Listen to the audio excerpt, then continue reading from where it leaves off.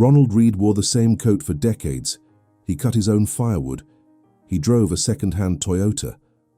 When he died in 2014 at age 92, his friends in rural Vermont assumed he had maybe $100,000 tucked away. Enough for a modest life, nothing spectacular. The lawyer opened the will and the room went silent. $8 million. A gas station attendant and janitor had quietly amassed a fortune that rivaled hedge fund managers and tech executives. Meanwhile, across the country that same year, a financial executive earning $500,000 annually filed for bankruptcy. He had an MBA from a prestigious school. He understood derivatives and asset allocation. Yet he was broke. This is the paradox I want you to hold in your mind as we move forward. Financial success has almost nothing to do with intelligence and almost everything to do with behavior. And behavior is hard to teach, even to really smart people. I spent years trying to understand why some people build wealth, while others, seemingly more qualified, destroy it. The answer is never in the spreadsheets. It is in the stories. It is in the late nights when fear whispers that you are falling behind. It is in the cocktail party where someone brags about their returns and suddenly your solid plan feels inadequate. Money is everywhere, but financial wisdom is rare because we mistake knowledge for behavior. We think if we learn the right strategy, read the right books, follow the right experts, we will win. But investing is not like physics where the same inputs yield the same outputs. Investing is like parenting or marriage. It is soft skills masquerading as hard science. And until we accept that, we will keep making the same mistakes our grandparents made during the Great Depression, the same mistakes investors made during the dot-com bubble, the same mistakes we made just a few years ago. Let me take you back to 1929. Not to the stock market crash itself, but to the months before. Imagine you are standing on a New York street corner in the summer of that year. The air smells like gasoline and roasted peanuts. Everyone is talking about stocks. The shoeshine boy gives tips. Your neighbor just bought shares on margin and made enough in a week to buy a car. Margin buying, for anyone unfamiliar, meant you could buy $100 worth of stock with just $10 down. The brokerage loaned you the rest. It was leverage. It was free money, except it was not. It was borrowed confidence, and confidence is the most expensive thing you can borrow.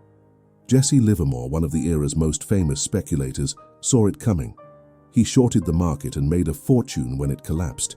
He understood crowd psychology. He understood that markets are not machines, they are mobs. But here is the twist. Livermore, despite his brilliance, despite making and losing multiple fortunes, died by suicide in 1940, broke and defeated. He mastered the market, but not himself.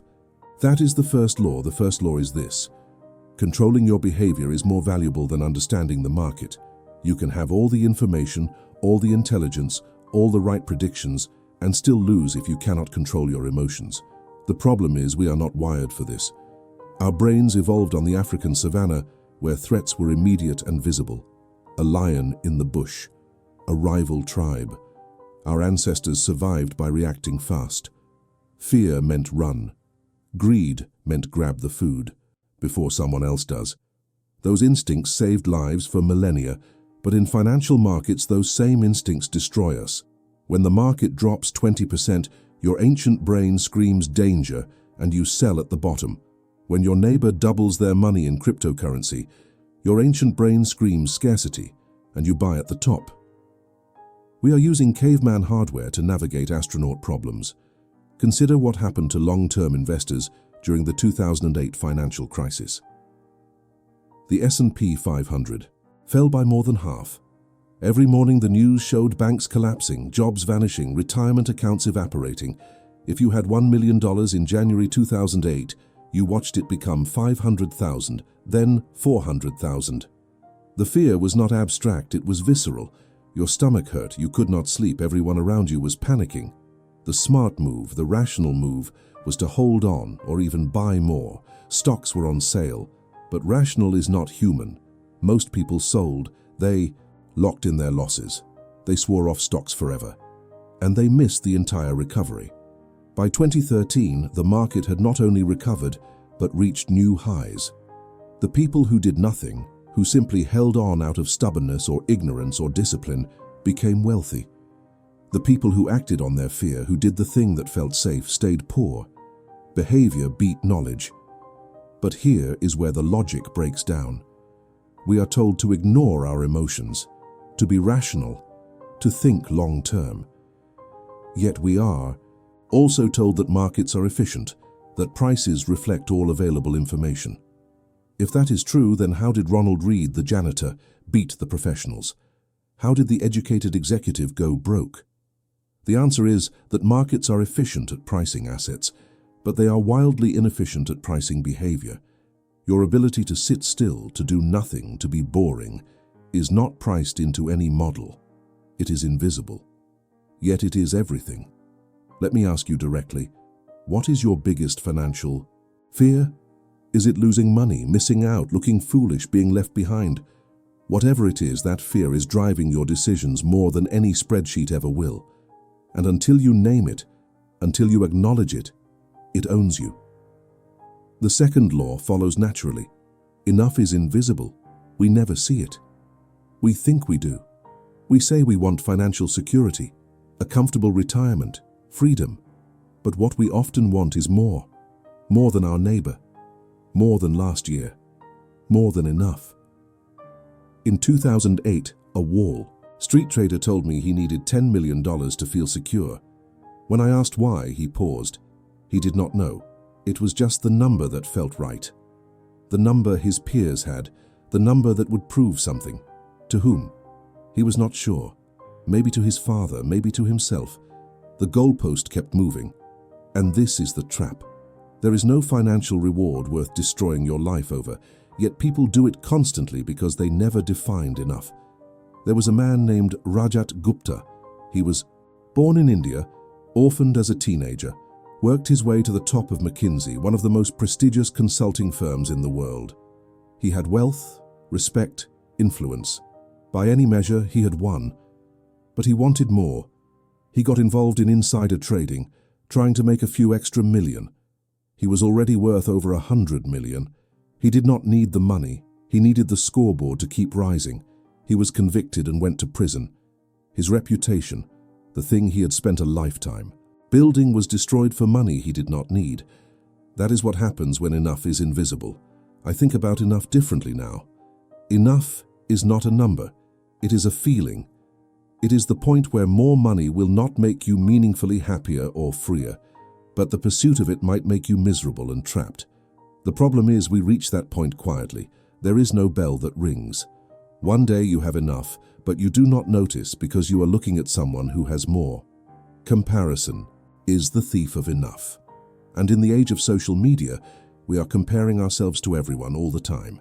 Your neighbor bought a boat. Your college friend posted about their vacation in Bali. Your cousin just bought a house with a pool. Suddenly, your perfectly fine life feels inadequate. You start making financial decisions based on someone else's highlight reel. That is insanity, but it is common. Here is the shift. Define your enough before the world defines it for you. Write it down. Make it specific. Not a vague sense of comfort, but actual numbers tied to actual goals. How much do you need for your kids' education? For healthcare? For the life you actually want, not the life Instagram tells you to want. And then, and this is the hard part, stop when you get there. Protect it. Do not risk it chasing more. Because the only way to know how much is enough is to experience not enough. And by then, it is too late. The third law is about time, but not in the way you think. Time is the most powerful force in finance, yet we treat it like an inconvenience. We want results now. We want to know if our strategy is working this quarter, this year. But compounding, real compounding, does not happen in years. It happens in decades, and decades are long. Longer than our patience, longer than our attention spans, longer than most marriages. Warren Buffett is worth over $100 billion. But here is the detail that breaks most people's brains. 97% of his wealth was accumulated after his 50th birthday. 97%. He was already a successful investor in his 30s and 40s, but the real magic happened after most people start winding down. Why? Because compounding is not intuitive. It does not feel like much is happening for a very long time, and then suddenly everything happens at once.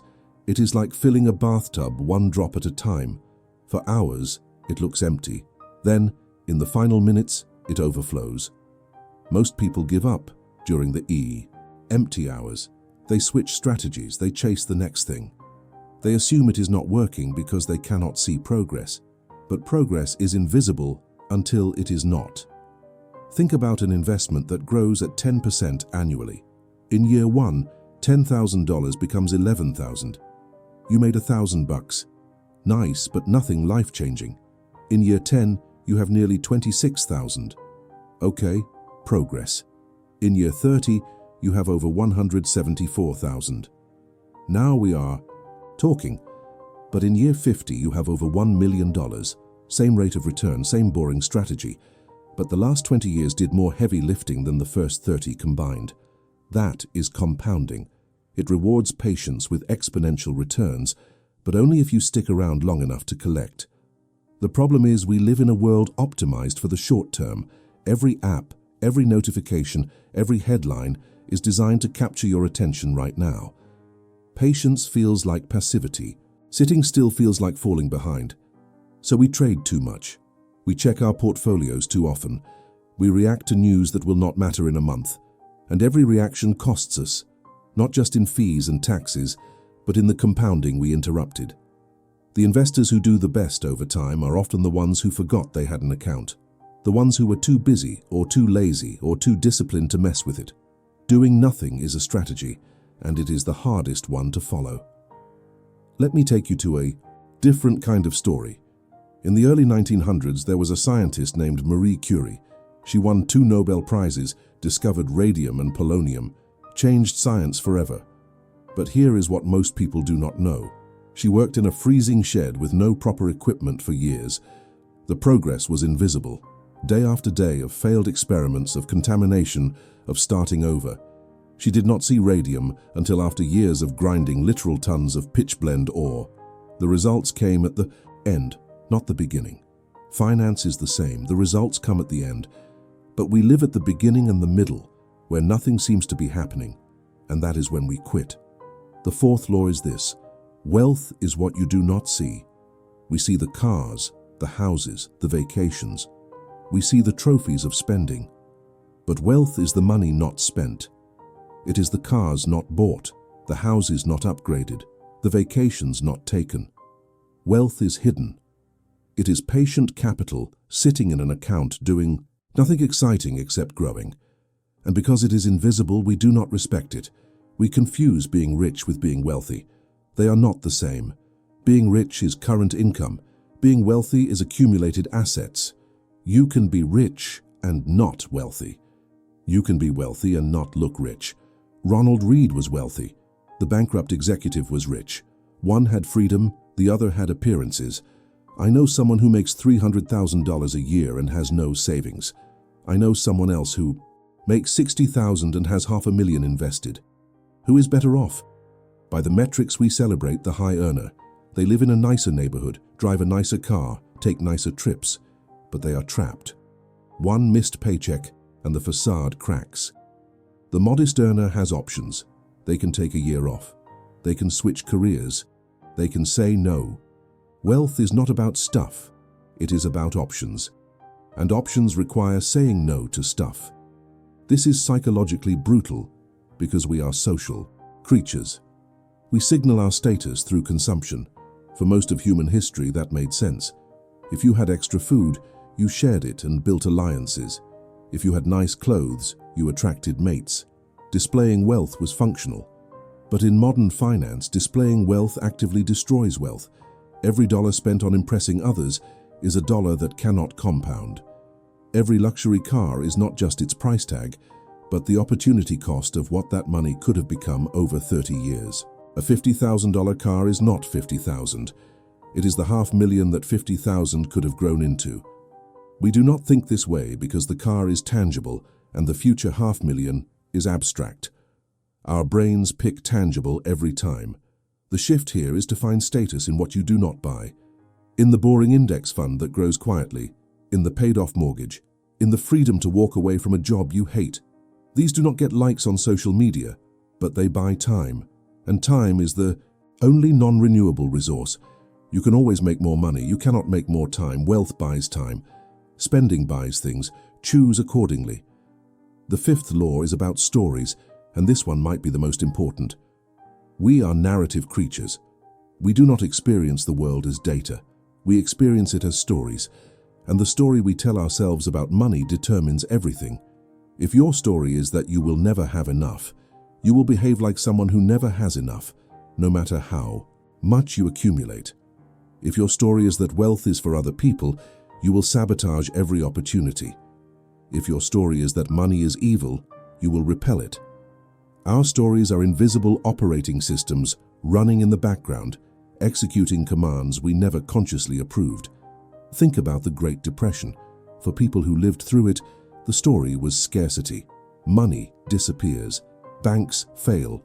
Jobs vanish. That narrative shaped behavior for the rest of their lives. My grandfather kept cash hidden in his house until he died. He did not trust banks. It did not matter that banks were insured, that the system had changed. His story was written in 1933, and it never updated. I see the same thing with people who came of age during the boom times of the 1990s. Their story is that stocks always go up, that you can always recover, that risk is rewarded. They take leverage, chase returns, assume the music will never stop. Same data, different stories, different outcomes. Your story about money was written early, maybe by your parents, maybe by your first job, maybe by a windfall or a disaster, and you have been living it out ever since, mostly unconsciously. The question is not whether you have a story. You do. The question is whether you have examined it, whether it still serves you, whether it is even yours or just inherited baggage. Here is how to start. Finish this sentence. Money is. Whatever comes next is your story. Money is freedom. Money is stress. Money is power. Money is evil. Money is security. Money is a game. There is no right answer, but your answer is running your life. If you do not like where you are financially, do not start with your budget or your portfolio. Start with your story. Rewrite it. Choose a narrative that serves your goals. This is not delusional positive thinking. It is recognizing that the map is not the territory. And if your map keeps leading you into a swamp, draw a new one. The sixth law is that room for error. There's underrated. We optimize. We calculate the exact amount we need and then we aim for it. But life is not a spreadsheet. Life is chaos with a few patterns. The future is always more uncertain than we think, and certainty is always more expensive than we assume. Room for error, margin of safety, redundancy, buffer, whatever you call it, it is the difference between a financial plan that survives contact with reality and one that disintegrates at the first surprise. In 1997, a hedge fund called Long-Term Capital Management was run by literal geniuses, Nobel Prize winners, mathematicians who could model risk to the 10th decimal point. They used massive leverage because their models said it was safe. The probability of failure was infinitesimal, except it happened. In 1998, Russia defaulted on its debt, a scenario the models did not predict, and the fund collapsed. It nearly took the global financial system with it. The smartest people in the room did not plan for being wrong. They optimized for being right. And when they were wrong even a little bit, the whole structure imploded. Compare that to the average person who keeps 6 months of expenses in cash. By optimization standards, that is inefficient. That cash earns almost nothing. It is just sitting there. But when they lose their job, or the car breaks down, or the medical bill arrives, they do not panic. They do not sell their investments at the worst time. They do not go into debt. The buffer absorbs the shock. It is financial insurance, and insurance feels like a waste until you need it. Then it is priceless. I think the optimal amount of room for error is more than you think you need. If you calculate you need $1 million to retire, aim for $1.5 million. If you think you can handle a 50% stock allocation, maybe do 40. If you can afford a $4,000 mortgage, take a $3,000 one. Give yourself breathing room. The cost is modest. The benefit is survival. And survival is the only game that matters because it is the prerequisite for everything else. You cannot compound if you are out of the game. The seventh law ties everything together. Luck and risk are siblings, and we constantly confuse them. When things go well, we call it skill. When they go poorly, we call it bad luck. But the truth is, both are always present, intertwined, impossible to separate. Every outcome is a mix of what you controlled and what you did not, and our inability to distinguish the two leads to catastrophic decisions. Bill Gates went to one of the only high schools in the world in the 1960s that had a computer. He was smart and hard-working, no doubt, but he was also lucky. He acknowledged this himself. If he had been born 5 years earlier or gone to a different school, there is no Microsoft. Meanwhile, millions of people work just as hard, are just as smart, and never get the break. That is risk. Same effort, different outcome. Because the world is not fair. It is random with patterns, not a meritocracy with occasional noise. The problem is we tell stories backwards. We look at successful people and reverse engineer their habits, assuming those habits cause the success. Wake up at 5, read 50 books a year, network relentlessly. And sure, those things help, but they are not sufficient. For every Bill Gates who dropped out and became a billionaire, there are 1,000 people who dropped out and became broke. We do not hear their stories. Survivor bias warps our perception. We see the winners and assume the path is replicable. It is not. Luck played a role, and luck is not replicable. The same logic applies in reverse. When someone loses everything, we assume they were reckless or stupid. Sometimes they were, but sometimes they were just unlucky. They got sick. The market crashed at the wrong time. Their company downsized. Things outside their control collided in the worst way. And instead of compassion, we offer judgment. We need to believe the world is fair, that good things happen to good people and bad things happen to bad people. Because if we admit it is random, then we have to admit we are vulnerable. And vulnerability is terrifying. The way forward is humility. When you succeed, assume luck played a bigger role than you think. When you fail, assume risk played a bigger role than you want to admit. This is not about false modesty. It is about accurate assessment. If you attribute success entirely to skill, you will take too much risk next time. You will assume you are invincible, and the market will humble you. If you attribute failure entirely to bad luck, you will not learn. You will repeat the mistake. The balance is accepting that you are neither a genius nor a victim. You are a person navigating a complex system with incomplete information, doing your best. Ronald Read, the janitor who died with $8 million, was not a financial wizard. He bought good stocks and held them for decades. He lived below his means.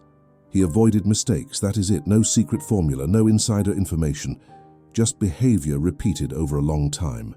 The compounding of good decisions, modest gains, and patience. He also lived to 92. That is luck. If he had died at 60, the compounding would not have had time to work. We celebrate his discipline, and we should. But we should also acknowledge the role of time and health, factors he did not control. The bankrupt executive, on the other hand, made more money in a year than most people make in a decade, but he spent more. He took risks. He assumed the income would continue. When it did not, the structure collapsed. Was he foolish? Partly. Was he unlucky? Also partly. The economy shifted. His industry contracted. Timing, which is just another word for luck, worked against him. The lesson is not that he was bad and Ronald was good. The lesson is that behavior, compounded over time, beats income every time. And that risk is always lurking, even when things feel safe. So where does this leave us? These 7 laws are not about getting rich quick. They are about staying sane long-term, controlling your behavior, defining enough, respecting time, hiding your wealth, examining your story, building in room for error, respecting luck and risk. None of this is complicated. It is all simple. But simple is not easy. Easy would be a formula. Do X, get Y. But finance does not work that way because humans do not work that way. I started by telling you about Ronald Read and the bankrupt executive, because I wanted you to see that the game is not what we think it is. It is not about credentials or intelligence or even opportunities. It is about the small, invisible decisions we make every day. The coffee not bought. The index fund contribution that auto-drafts before you notice. The promotion you did not celebrate with a new car. The boring consistency that looks like nothing until, decades later, it looks like everything. The knowledge loop I opened at the beginning was this: how does a janitor beat an executive? Now you know. It is not magic, it is behavior. And behavior is available to everyone. You do not need a finance degree. You do not need a high income. You need patience, humility, and the ability to say no to your worst impulses. That is the entire game. If you found value in this, if something shifted in how you see money, consider staying connected. Not because I have all the answers, but because these questions, these tensions between what we want now and what we need later, are ongoing. Financial peace is not a destination. It is a practice. It is choosing freedom over appearance, time over stuff, enough over more. And that choice is available every single day. The world will tell you to optimize, to maximize, to squeeze every advantage.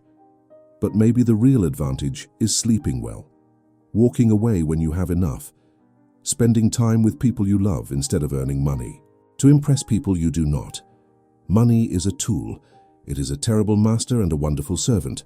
And the difference between mastery and servitude is behavior, your behavior, starting now.